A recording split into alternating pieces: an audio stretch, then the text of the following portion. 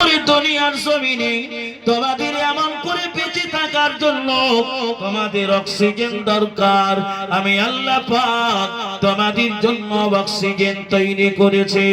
ও পৃথিবীর মুসলমানেরা, একটা বার কি ভেবে চিন্তে দেখেছি আমার রব, আমার প্রতিপালক আল্লাহ আমাকে তৈরি করে শুধু ছেড়ে দেয় নাই? এতটুকু চিন্তা করলে ওই বান্দাটা আল্লাহর কদমে সেজদা দিতে বাধ্য হবে। সুবহানাল্লাহ। আর একটু জোরে বলা যাবে সুবহানাল্লাহ। তাহলে আল্লাহ রব যে যিনি প্রতিপালক আমাদের বানিয়েছেন, শুধু এমনি ছেড়ে দেয়নি, কি খাবো তারও ব্যবস্থা করেছে। ও ভাইরা, বাবাজিরা, মতো হয়ে গেছে,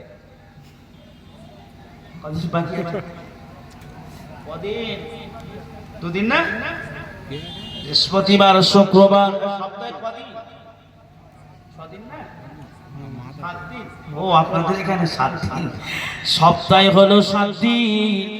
তাহলে আবার আল্লাহ পাক বৃহস্পতিবার আর শুক্রবারে আবার আল্লাহ রাব্বুল আলামিন তিনি আসমানে যে সূর্যটাকে আবার আল্লাহ পাক বৃহস্পতিবার আর শুক্রবার দিনে সূর্য, চন্দ্র, গ্রহ, নক্ষত্র, গ্যালাক্সি থেকে শুরু করে আবার আল্লাহ পাক বৃহস্পতিবার আর শুক্রবার দিনে আল্লাহ পাক এই জিনিসগুলো তৈরি করেছেন।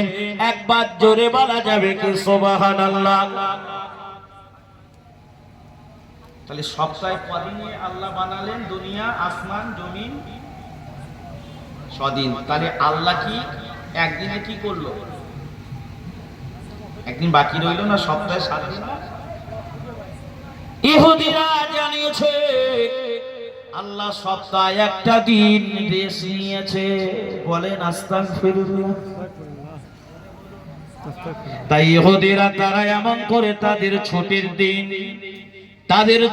দিন তারা ঘোষণা করেছে শনিবার।